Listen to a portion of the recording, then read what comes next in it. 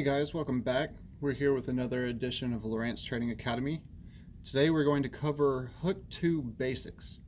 Now in front of me I've got a Hook 2 12 triple shot. Now I want to specify this is for the mapping version units. And I specify that because the non-mapping, like the GPS only units, they have a very different user interface, and we'll cover those in a different video. And just what I'm going to show you here isn't going to line up with the way you operate with one of those. So to start off, we're looking at the unit here. You're going to notice that there are a series of buttons on the side. The first is going to be your power button, which is your on and off button. If I hit it, you'll notice that it brings up your system controls. Now you've got your standby, settings, power off, brightness, night mode, data overlay, edit overlay, log sonar, and stop sonar. Now I'm going to go back over these individually here in a little bit, but for now I'm just showing you what options appear when I press each button. So what we're going to do is you're going to also notice there's this X button right here. This is your back button or exit button. It will always remove you from whatever screen you're currently on. So I press the X button and it closes me out. Now, you also have this button here with the three little white lines and the down to the left arrow. You'll notice that arrow looks similar to the enter button on a computer keyboard.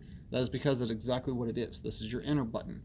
Now on a general screen such as this, so I'm on my chart screen, or say we're on our sonar or structure, when I press this button, it brings up our menu over here on the right. Now you'll notice there are various menu options, and again, I'm going to cover those in a different video. Now again, if I want to close back out of it, I can hit the X button, or if I wanted to enter into one of these options here, like say I go and I want to go into my more options, I can press my enter button again, and it takes me further into it.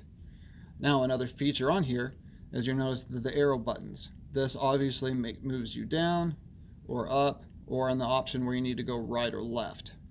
Now in here, a neat little feature. So for example, I'm selecting look ahead.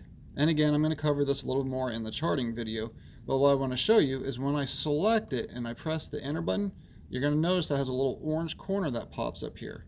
Sometimes it'll be green, sometimes it's orange, doesn't really matter. But if it's lit up, it always indicates that that feature is activated and it's on. If it shows it as gray or no color at all, that means that it's off. Now also, you'll notice down here how it kind of makes a little bit of an arrow point on it. Anytime you have that, that means that you can go down to it and press the enter button, and it's going to bring up a whole nother list of options. So when I click on it, see, we have another option here.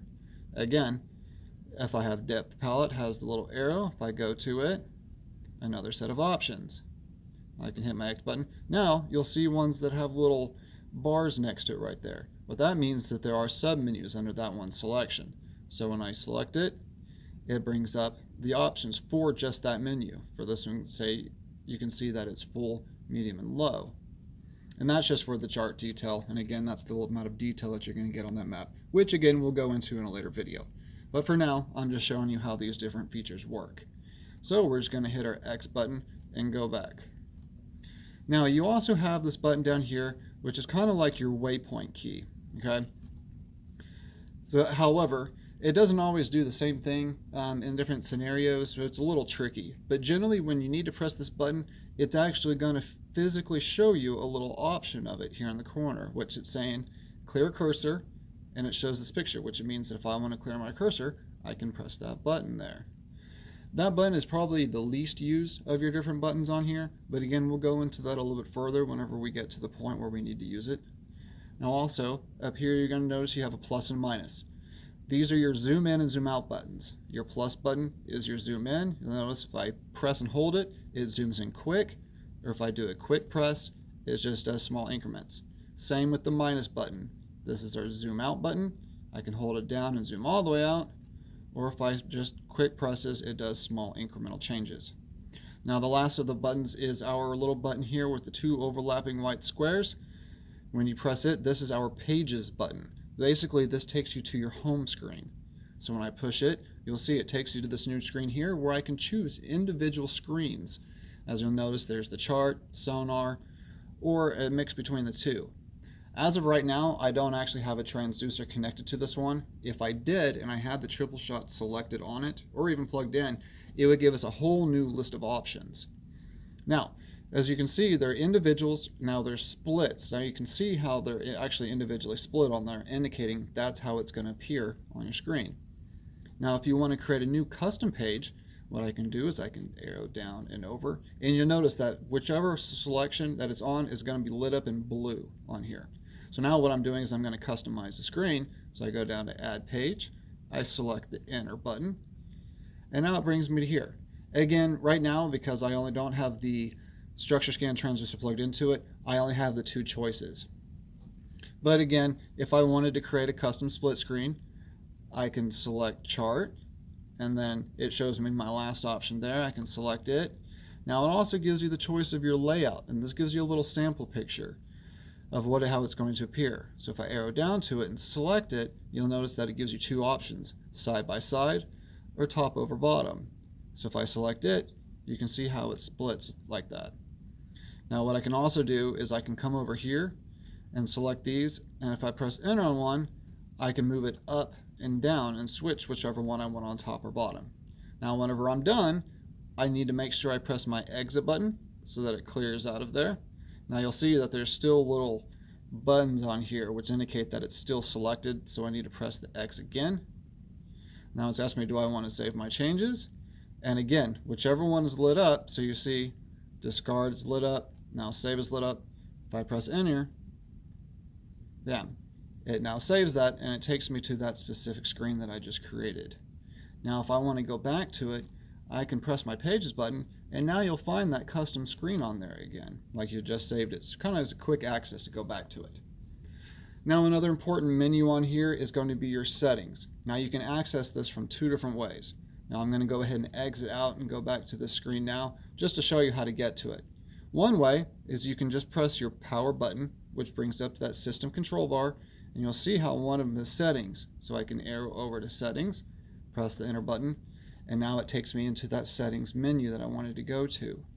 The other option is I can press my Pages button, Pages, and now you see settings listed at the top. I arrow up to it, press enter, voila, back to the settings screen. Now this screen is very important because it controls all the basic aspects to your unit, just kind of in general. As you'll see, there's all these in-depth options under the system for your coordinate system on how your coordinates are going to appear, degrees, minutes, seconds. And again, I'm going to go through all of these options in a different menu and explain how each and every one of them works. But as I go through, you're going to see these are options for navigation. So say if I set a destination point on the screen of where I want to go to, these are different options on how I can control that. Now these are our main options for chart. And so you're going to see just various things on here, whether I can turn on or off my waypoints, routes, and trails. I can turn on grid lines or range rings, or even what type of chart I'm going to use. The same goes for the sonar. You have a few options on there. You can turn on and control your various alarms. Here's your units of measurement.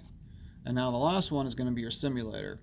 This one actually is pretty useful for whenever you're not on the water and you want to set up your unit before you go out. Because you don't want to spend the entire day messing with your unit once you're actually out on the water. So it's best to be able to do it from home. So you can go to your simulator. I press enter on it. Now it brings me over here.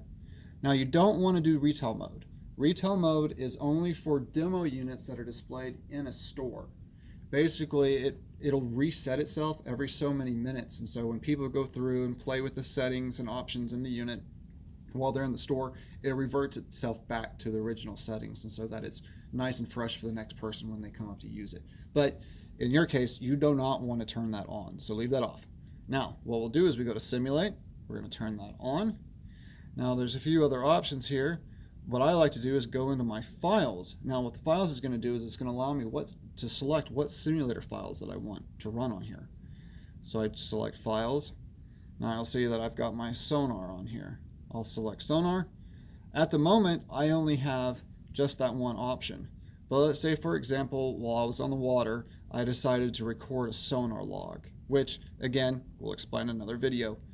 But if I choose to run that and I save that to a card, I can actually come back in here and select that file that I recorded, and it'll allow me to play it on my screen as a simulated file. So we also have our advanced features, which it has you go through and choose where you want to pull your GPS source from, or some various other options. Now right now I don't have a GPS position because I'm inside, and so I'm going to go ahead and just leave that off for right now. So we're going to cancel. But you're going to notice now that I have my simulator on, if I press my X button a couple times, now I want to go to my sonar screen. I press the pages button, I arrow to sonar, I press enter. Currently it shows that it's stopped, but I want to turn that on at the moment. Let's press my power button. Now one of the options that I again will go over later is my stop sonar. Right now it's stopped. So I'm going to turn that off. And now you're going to see a simulator coming across. Now it doesn't always stop on its own. A lot of times when you turn the simulator, it'll automatically scroll across. But if for some reason it says stopped, just press your power button, go to your system controls, and deselect the stop sonar. Now something else I might point out is in these options here, sometimes you'll see a little orange bar over the top like that. That means that that is selected and it's activated. See now, if I move off the stop sonar, you'll see that it's all gray. When I go back to it, if I press enter to activate the stop sonar and stop the screen, it puts the little orange bar on the top, which means it's activated. So anytime you're looking at one of these options and you see that orange bar, you'll know that that is actually on, and it'll help you decide whether or not it is actually something you want on or off. So anyways, I'm going to reactivate it, and I'm going to press my X to go out. And so now you're seeing as it is scrolling across on here. And so you'll see all the different colors scrolling. So these are just kind of basic functions of the unit. All right, so the one last thing I'd like to show you here is the little card slot. This thing you can pull out from right here on the bottom. That's a micro SD card slot. That'll allow you to put in a card so that you can back up your waypoints, or if you wanted to record your sonar logs, or more commonly insert a mapping card to give you additional mapping detail on your chart. A lot of people use the CMAP cards or the Navionics cards. These are various cards that you can either buy from a store, or you can actually even get with the unit within various packages or bundle kits that they sell. So, alright, so that basically covers most of the basics on this unit. This is the first of a couple different basics videos that I'll go through. On the next one, I'm going to show you how to use your overlays and set them up. And I guess I might cover that real quick. Your overlays are these little numbers on here at the top and bottom. So like here, this one shows depth, or SOG, which is your speed. Right now, the last person using this has moved it all around. But normally, they're going to just show up as nice little in a row right in the top corner here. Alright, well that's it for today, guys. Thank you all so much for watching. And if you enjoyed this video, please like it below and hit the subscribe button and the little bell. This will allow you to get notifications every time I release a new training video for your favorite Lowrance product. Also, I wanted to give you guys some really exciting news. We will have our very own website pretty soon, LowranceTrainingAcademy.com. It's going to have even more of your favorite in-depth, comprehensive training videos, so keep an eye out. Of course, I'll be sure to let you all know along the way when it will be up and running. And don't forget, when you watch videos from Lowrance Training Academy, the difference is night and day. Alright, I'll see you all next time.